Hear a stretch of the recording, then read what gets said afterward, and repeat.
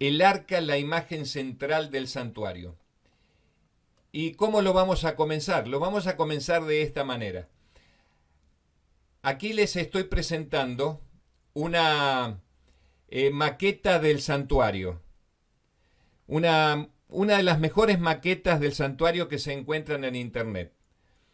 ¿Y por qué motivo? Porque es bien completa esta maqueta, muy completa. Ustedes ven, a ver si me van siguiendo con el cursor. Tenemos aquí el atrio, ¿no es cierto?, que cerraba todo el perímetro del santuario, y tenemos el tabernáculo. La parte más importante del santuario, ahora la vamos a ver, estaba aquí en el tabernáculo. Este es el lugar de acceso. Lo único que se registra en la Biblia que era indispensable tener, por lo menos dentro de los datos bíblicos que nosotros tenemos, era en el atrio el altar del sacrificio y la fuente para lavarse que tenían los sacerdotes. Y por supuesto, en esta maqueta también se le agregaron, ¿no es cierto?, allí algunas mesas en donde se realizaban los sacrificios, por supuesto, donde se mataban a los animales. Y es lógico que esto haya sido así porque no lo iban a hacer en el suelo, por supuesto, con la arena, con la tierra. Creo que no era lo apropiado. Entonces, en esta maqueta, por supuesto que los autores incluyeron ese detalle. Y aquí tenemos la disposición, cómo era dentro del tabernáculo. Para los que ven por primera vez, entonces, esta maqueta, quiero decirles, este es todo el santuario, donde tenemos aquí este cerco, está conformado como el atrio o patio, y lo que tenemos aquí es el tabernáculo. ¿Y qué había dentro del tabernáculo? Muy bien, tenemos para ingresar tenemos un cortinado, solamente el sumo sacerdote podía entrar aquí. Tenemos la mesa con los panes de la proposición a la derecha, tenemos el candelabro a la izquierda, en el centro tenemos el altar del incienso, y detrás de este cortinado, detrás de este velo, estaba el arca del pacto. Acá en esta disposición lo vemos un poquito mejor. Ustedes ven, es la disposición general del santuario. La entrada, el altar del holocausto, la fuente o el lavacro para lavarse con agua a los sacerdotes antes de ingresar, el tabernáculo, la mesa con los panes, los 12 panes de la proposición, el candelabro, el altar y el arca del testimonio. Y en el tabernáculo tenemos este velo que separa el lugar santo, aquí donde tengo justo el cursor en este momento, del lugar santísimo donde está el cursor. Hay algo que es muy importante porque nunca el pueblo de Israel en este santuario y los posteriores nunca lo dejó de cumplir, y era la orientación. El arca del testimonio siempre tenía que estar hacia el oeste. Y los sacerdotes ingresaban por la puerta de entrada mirando, dando la espalda hacia el nacimiento del sol. Es decir, que Egipto les quedaba a la espalda.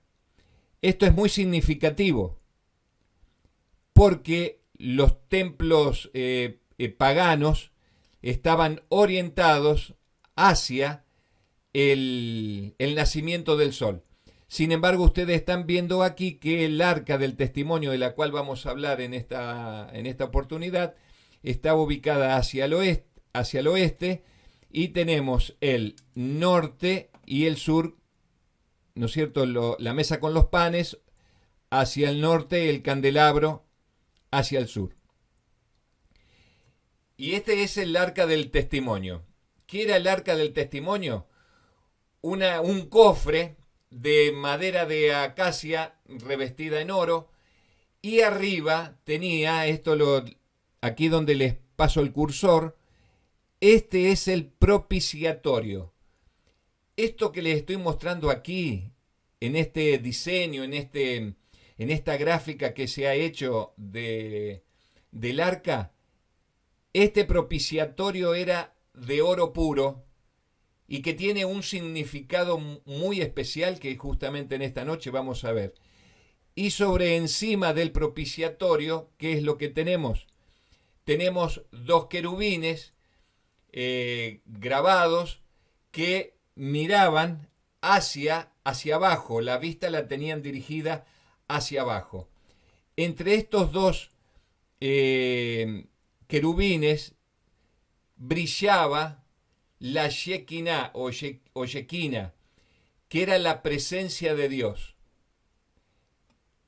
Ahora, ¿qué es lo que había aquí adentro de esta arca, dentro de este cofre sagrado?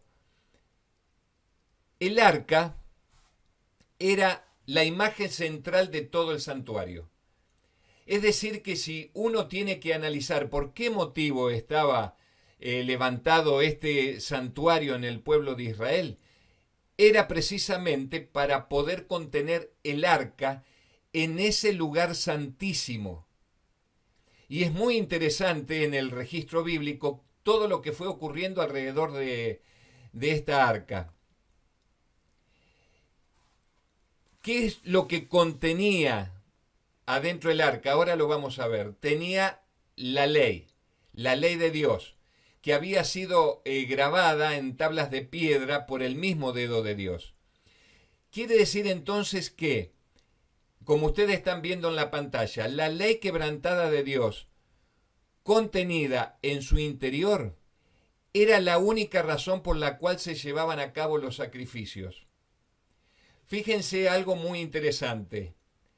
Aquí en el lugar santísimo del santuario encontramos el arca y dentro del arca la ley. Y por encima la ley el propiciatorio de oro. Pero sin embargo afuera, como vimos en el altar del sacrificio, se sacrificaban precisamente los animales inocentes y la sangre era derramada. Y cuando uno quiere ver la relación que existe entre el arca que contenía la ley y los sacrificios, es muy fácil darse cuenta que la razón por la cual esos sacrificios se realizaban era porque esa ley contenida dentro del arca había sido quebrantada.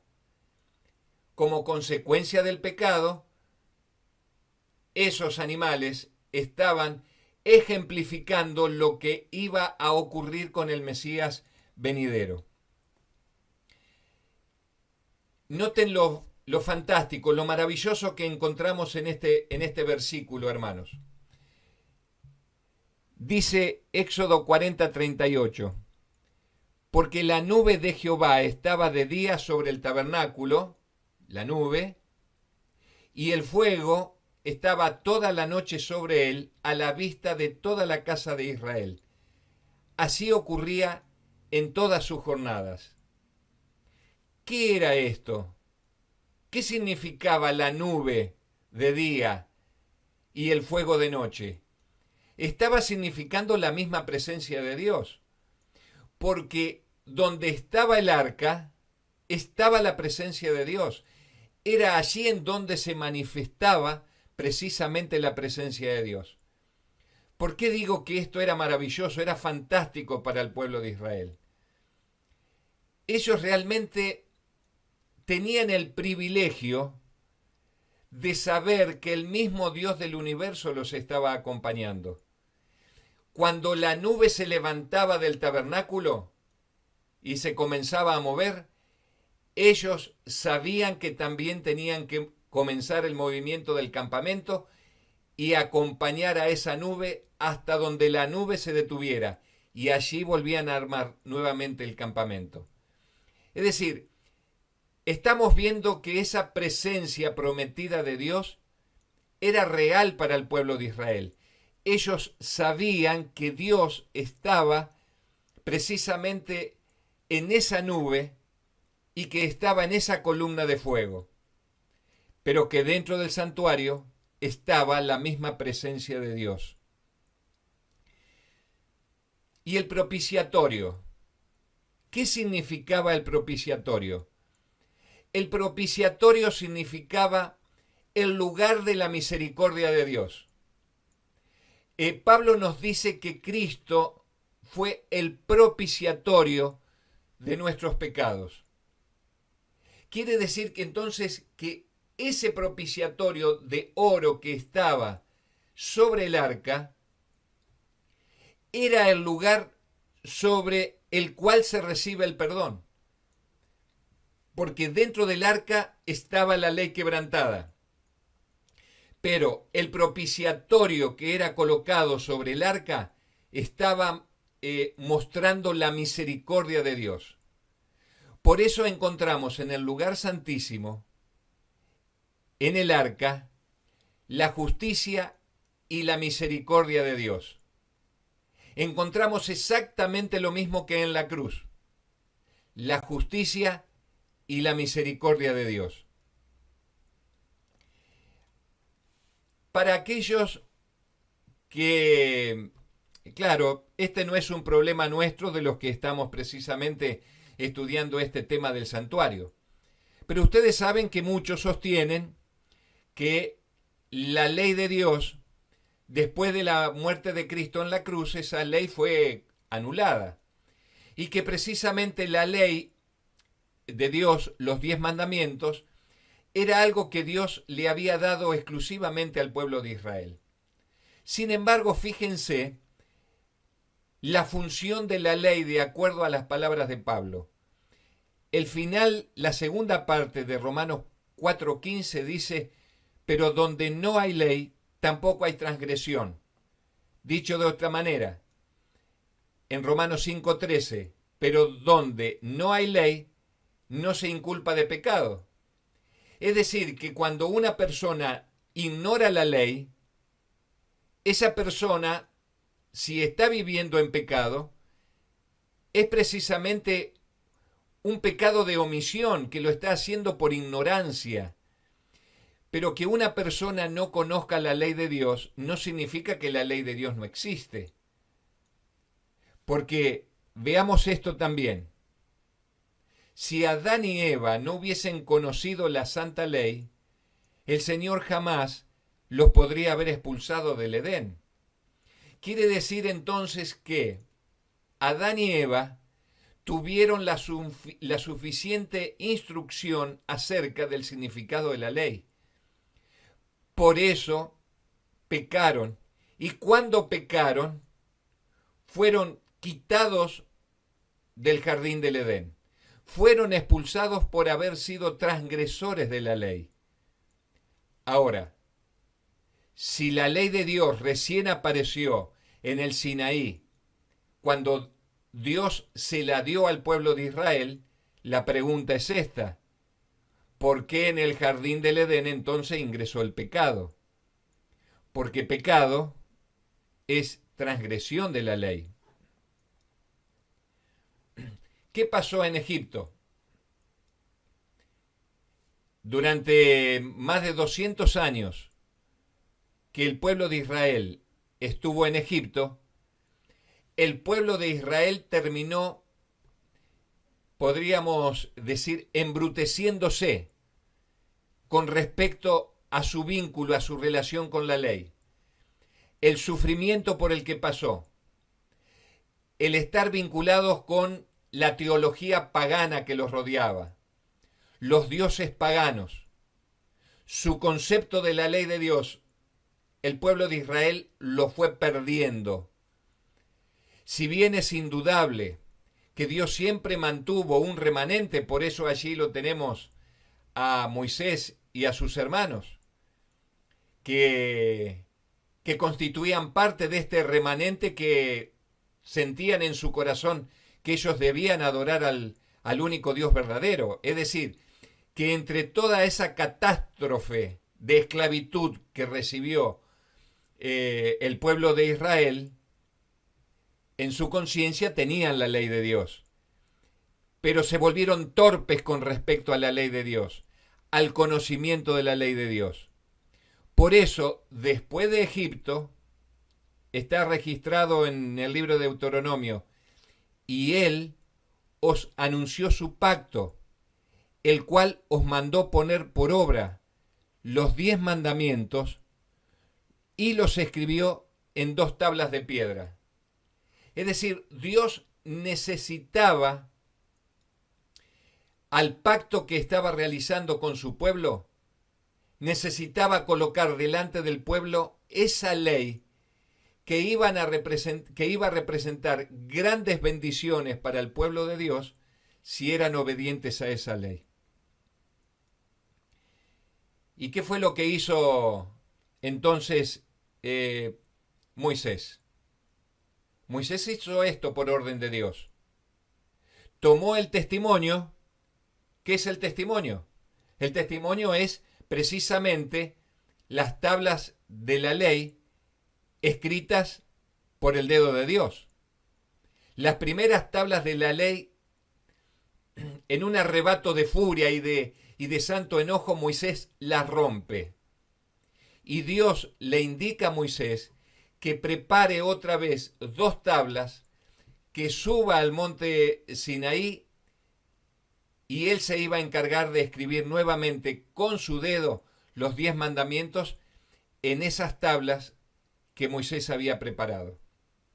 Entonces dice aquí este versículo: después tomó el testimonio y lo puso dentro del arca, colocó las varas en el arca y encima, sobre el arca, el propiciatorio. Fíjense que siempre lo vamos a notar en el Antiguo Testamento, que el propiciatorio se destaca por encima del arca, porque tiene un significado muy especial, el que recién vimos. Es el acto de misericordia de Dios y la disposición de Dios para perdonar al pecador que quebrantó la ley que estaba dentro del arca. Pero la ley, para el pueblo de Israel, tenía un requisito. ¿Y aquí qué dice? Porque la paga del pecado es muerte, dice Pablo. Pero la dádiva de Dios es vida eterna en Cristo Jesús, Señor nuestro. ¿Cuál es el requisito de la ley? El requisito de la ley es que el pecado es muerte. Entonces, el pecador, desde el jardín del Edén, desde que se cometió ese primer pecado, el pecador debía morir. Ese es un requisito de la ley. Lo indica la ley, lo manda la ley. Pero en este versículo nosotros estamos viendo la manifestación de la justicia de Dios. La paga del pecado es muerte, porque se violó la ley, pero también dice, pero la dádiva de Dios es vida eterna en Cristo Jesús. Es decir, dentro del arca estaba la ley quebrantada, y dice la paga del pecado es muerte. Por eso en el atrio se estaban sacrificando los animales, porque estaban dando cumplimiento a esa ley quebrantada. Pero por encima del arca estaba el propiciatorio de oro puro, que manifestaba la gracia de Dios para darle perdón al pecador, que simbolizaba, ¿no es cierto?, la misericordia manifestada en la muerte de Cristo. Y aquí ustedes ven el cumplimiento. La paga del pecado es muerte. Aquí estamos viendo el cumplimiento de esa muerte, pero en una víctima inocente. Dice así la ley de Levítico: después degollará el macho cabrío como expiación por el pecado del pueblo.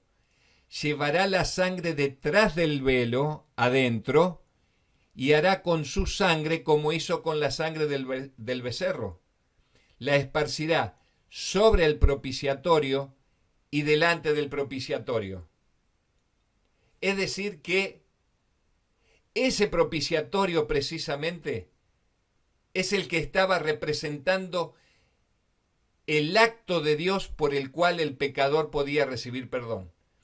Pero jamás el ser humano podría haber recibido perdón y recibir precisamente el regalo de la vida eterna sin la muerte de Cristo en la cruz. Y ese propiciatorio dirigía la mirada hacia esa salvación ofrecida por Cristo, ese regalo, esa dádiva ofrecida por Cristo en la cruz. Y dice el libro del Apocalipsis, y de Jesucristo, el testigo fiel, el primogénito de los muertos y el soberano de los reyes de la tierra, el que nos ama, nos ha lavado de nuestros pecados con su sangre. Es decir, en el altar del sacrificio, los animales inocentes morían, derramaban esa sangre, símbolo de la sangre de Cristo. Esa sangre era llevada al lugar santísimo. Esa sangre que era llevada en un momento especial, específico, que ya lo vamos a estudiar, que llegaba al lugar santísimo, estaba mostrando el acto de misericordia de Dios por el cual el pecador recibía perdón. Ahora, ¿por qué es necesaria la ley de Dios? ¿Por qué el pueblo de Israel y Dios muy meticulosamente, muy escrupulosamente le hizo colocar una ley dentro del arca? Porque sin ley no hay gobierno. La misma existencia de un reino está unido a la ley. No podría haber juicio sin una ley que sea el modelo y la vara de medir del juez. Y hermanos queridos, la verdad que los 10 mandamientos son perfectos. No tienen fisura, no tienen fracaso, no tienen error. Los 10 mandamientos cubren todas las áreas de la vida del ser humano. No existe absolutamente nada que ocurra en el ámbito humano que no pueda ser medido a través de la ley de Dios. Y el pueblo de Israel tenía esta ley única en el mundo antiguo y única también en el presente. Nadie podría llegar a superar en la historia de la humanidad una ley más perfecta que la ley de Dios.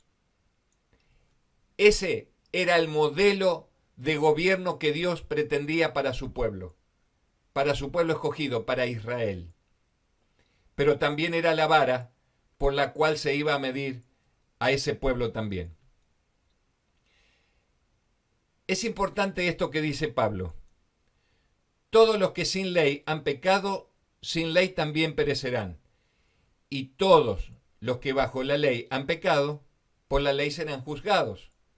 Es decir, la ley de Dios no solamente es la norma por la cual se rige el gobierno divino, sino también la ley de Dios es el modelo por el cual el Señor evalúa la vida de sus hijos y la vida de todo ser humano en este planeta. Pero lo interesante de este versículo que nosotros estamos leyendo es que Dios nos muestra por la inspiración en su palabra que Dios contempla el conocimiento que una persona tiene para evaluarlo y para juzgarlo. No juzga a todas las personas por igual. Dios no se equivoca, es justo y misericordioso. Por eso dice que aquellos que por la ley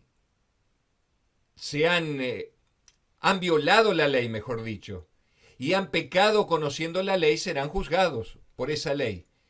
Pero aquellos que no conocen la ley de Dios, que no tuvieron la oportunidad de conocerla, muy bien, serán juzgados precisamente sin los parámetros. La ley no será dejada de lado, jamás. Pero los parámetros que Dios utiliza es en función del conocimiento de la ley que tiene esa persona. Porque en toda cultura humana, todos los pueblos de la tierra a lo largo del tiempo tuvieron su ley y tienen su ley. Y el ser humano, en lo profundo de su conciencia, también puede distinguir lo bueno y lo malo y puede distinguir aquellas cosas que la misma ley distingue como bueno y malo. Es decir, que puede existir una persona en este momento que esté infringiendo la ley, y seguramente hay millones que lo están haciendo, y jamás la leyeron, esa ley. Pero tienen en sus conciencias, aunque no la obedezcan, aunque no la respeten, tienen en su conciencia que el crimen es malo, que robar es malo. Hasta los peores criminales, a menos que tengan un problema mental, a menos que hayan perdido la razón, en un momento determinado de sus vidas, en sus conciencias, ellos reconocen la maldad que han cometido a lo largo de su vida. Por eso dice, y todos los que bajo la ley han pecado, por la ley serán juzgados. Pero aquellos que pecaron sin conocer la ley, entonces Dios los va a juzgar de acuerdo a la luz que ellos recibieron con respecto a la ley. Pero llegará un momento que fíjense lo que va a ocurrir. Dice, hablará mi lengua tus dichos, porque tus mandamientos son justicia. Y dice otro versículo más, nubes y oscuridad alrededor de él, justicia y juicio son el cimiento de su trono. Hermanos, ante todo el mundo, en un momento determinado de la historia de este planeta, todos los seres humanos comprenderán, podrán entender sin excusa cuál es la justicia de Dios. Y la justicia de Dios, precisamente, su gobierno se mueve en base a los 10 mandamientos. Su justicia es la base, los cimientos de su justicia declarados en los 10 mandamientos. Resumo todo lo que vine diciendo hasta aquí. ¿Cuál era el único fin del arca? El único fin del arca era contener la ley. Dice, en aquel tiempo Jehová me dijo, lábrate 2 tablas de piedra como las primeras y sube hasta mí al monte. Hazte también un arca de madera. Yo escribiré en esas tablas las palabras que estaban en las primeras tablas que quebraste y tú las pondrás en el arca. Quiere decir que la función del arca era contener esa ley. Ninguna mano profana podía tocar el arca. Y es interesante la historia cuando los filisteos, ¿no es cierto?, por la desobediencia de los hijos del sumo sacerdote, llevaron el arca al frente de batalla y los filisteos le robaron el arca al pueblo de Israel. Y estuvo 7 meses. Tocaron el arca, miraron adentro del arca. Y el libro Primera de Samuel nos describe toda la muerte, el desastre que le ocurrió a los filisteos por haber tocado en el lugar sagrado de los israelitas, precisamente el arca. Y esa arca, la misma que construyó Moisés, que tenía los 10 mandamientos adentro, fue colocada, en el templo construido por Salomón. Dice que los sacerdotes metieron el arca del pacto de Jehová en su lugar, en el santuario de la casa, en el lugar santísimo, bajo la sala de los querubines. Es precisamente la misma arca la que fue colocado allí en el lugar santísimo de este fantástico templo construido por Salomón.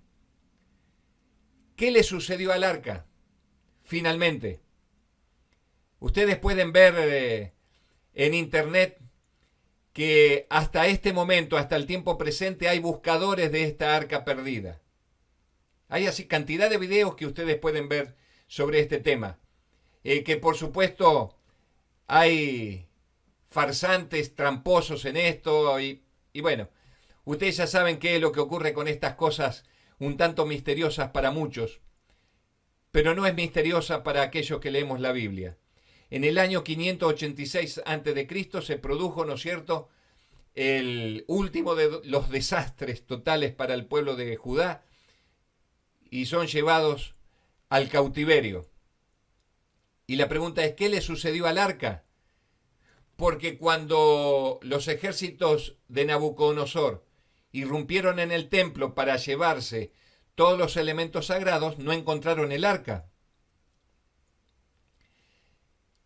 Les voy a leer 3 versículos que no están en la Biblia y que estos 3 versículos se encuentran en el libro de Macabeos.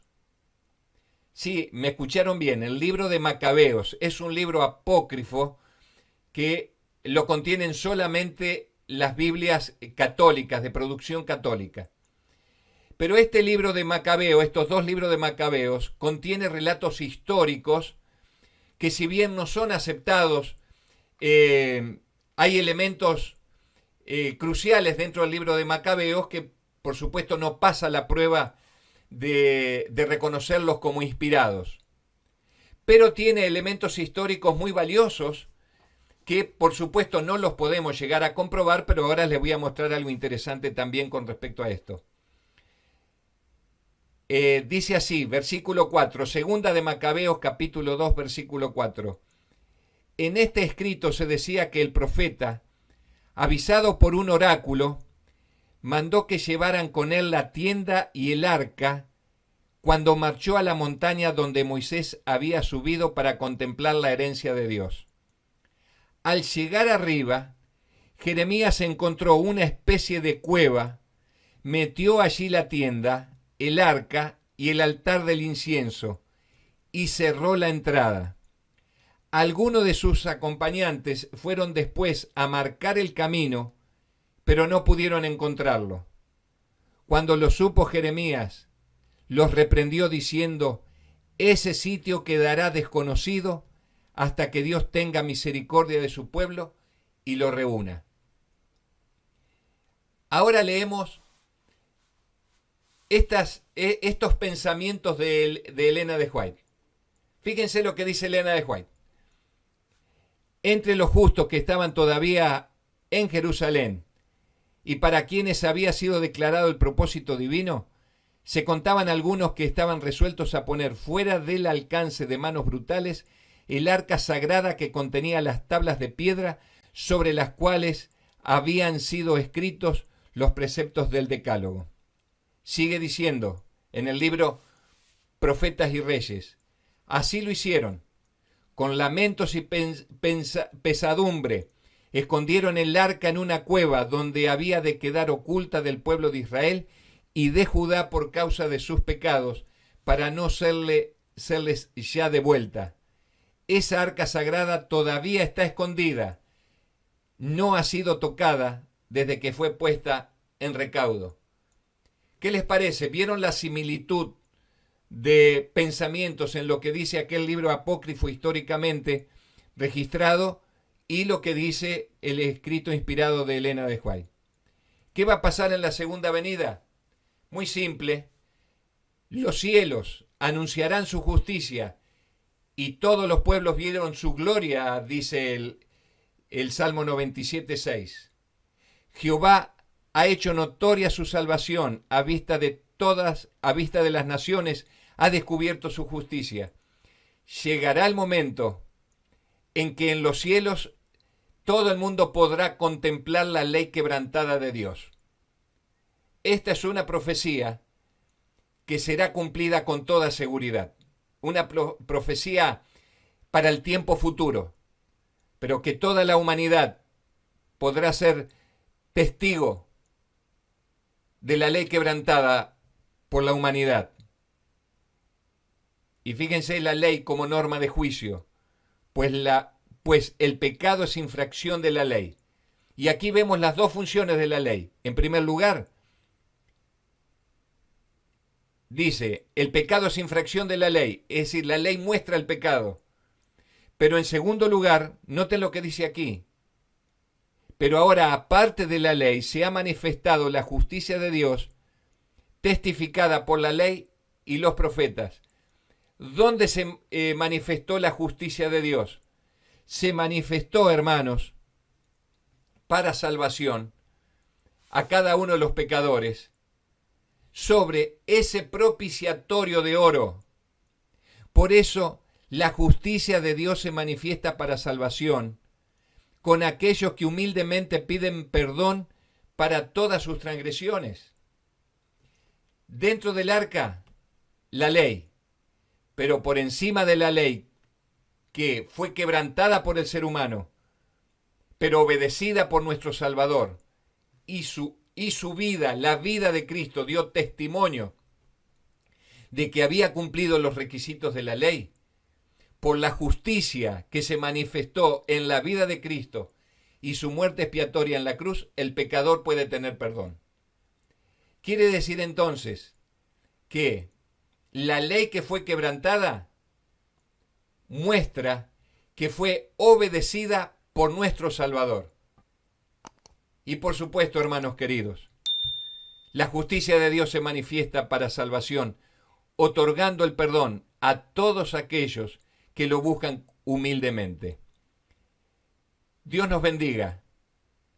Yo espero que este mensaje de la verdad que gira en torno a la ley de Dios nos haga pensar un poquito más y que podamos poder ver nuestras vidas a través de la luz que brilla del santuario. La misericordia de Dios está manifestada en ese propiciatorio de oro que estaba sobre el arca del pacto. Y en su interior, una ley quebrantada que el ser humano jamás pudo cumplir, pero que la justicia de Dios ha hecho posible que nosotros recibamos el perdón por los méritos de Cristo. Que Dios nos bendiga a todos.